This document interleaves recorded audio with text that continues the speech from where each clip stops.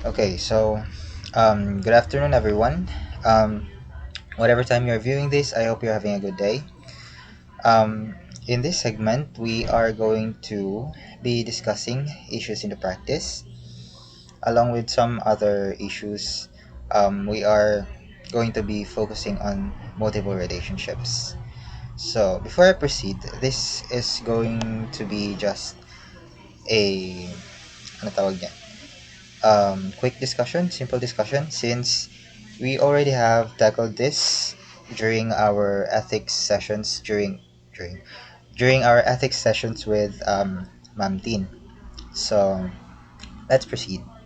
First, let's proceed by wait lang, defining multiple relationships.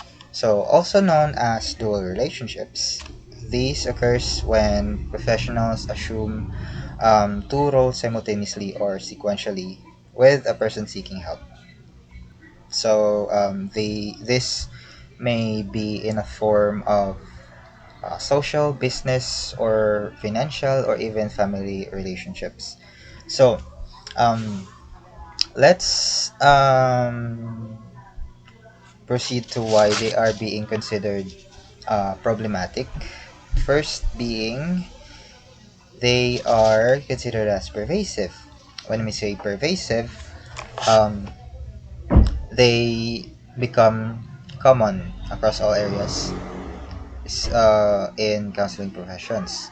So they can easily occur and are widespread, not necessarily due to unprofessional behavior, but human relations are anong tawag yan? Overlapping, kumbaga. So the next one is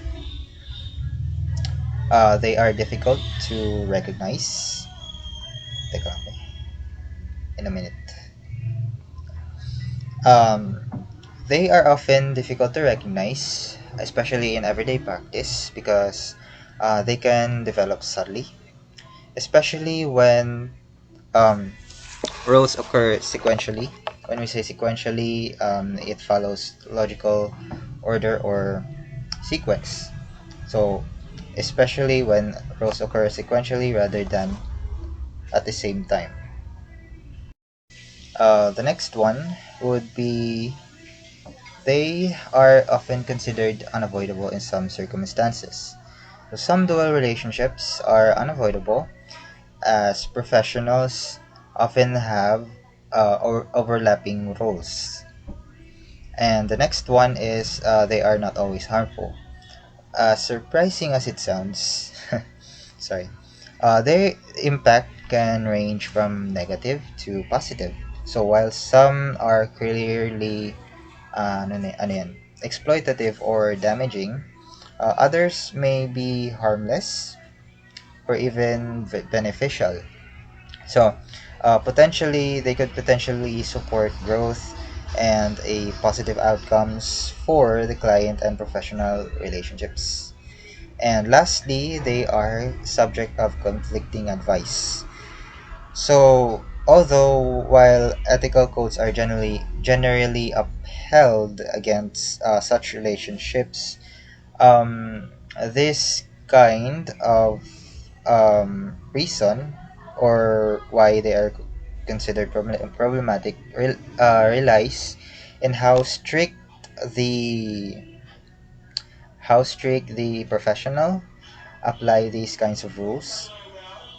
So, yun, how this how expert strictly uphold these kinds of rules.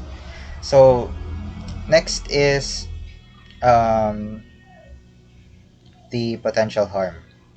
So um, according to the references, I only have three identified potential harms here.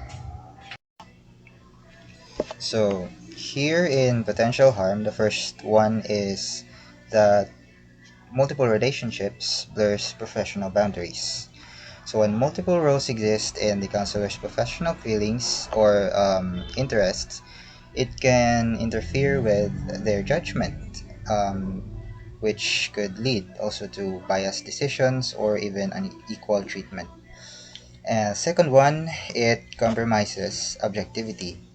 Of course, personal interests can conflict with personal duties. So this so-called divided loyalty makes it hard to make decisions purely in the client's best interest. And lastly, the possibility of exploiting the client. So this may be through the so-called power imbalance between the professional and the client, and this can also be in a form of conflict of interest rather, and also emotional dependency or role confusions. So um, when there's potential harm, there is also risks. So the risks it poses to consumers and professionals,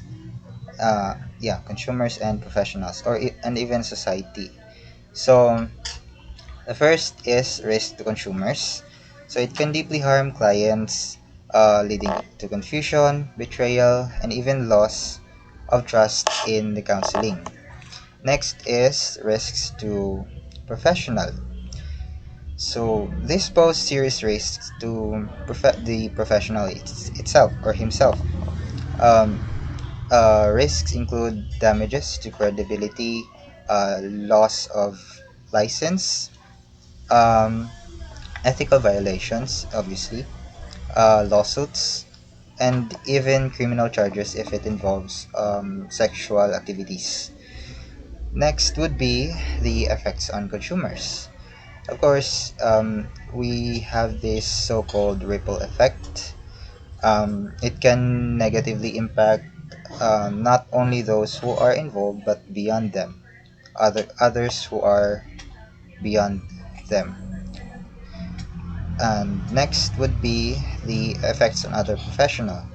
Of course, when other professionals, especially example you are a professional and a colleague of yours committed some of these dual relationships, you would either face ethical dilemma. It's either you would confront their behavior or remain silent, which could um, which could cause you some distress or low in morale within the organization. And lastly, the effects on the profession and society. So we're talking about the reputation. So if one committed this kind of relationship or multiple relationship or ethical what do you call that? Ethical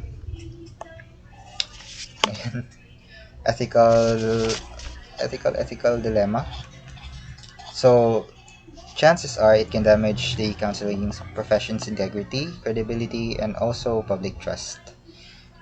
But um, Corey and Hurley Lai also gave, um, according to their references, they also have ways on how to minimize these kinds of risk. So the first one is employing informed consents.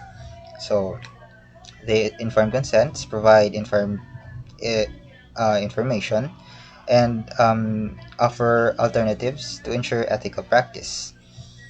Next would be the ongoing discussion. So maintaining open, ongoing communication regularly, revisiting boundaries is just as essential to address the emerging conflicts in an ethical way. And third one is the consultation. So counselors are often encouraged to seek feedback not only from the supportive peers, but also from those with differing opinions. We also have to consider that as well to ensure balanced and ethical decision making. And next one would be the supervision.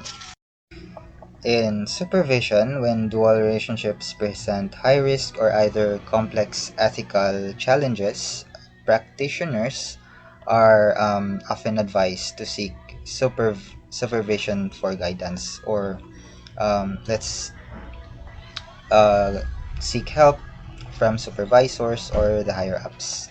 And lastly, the documentation.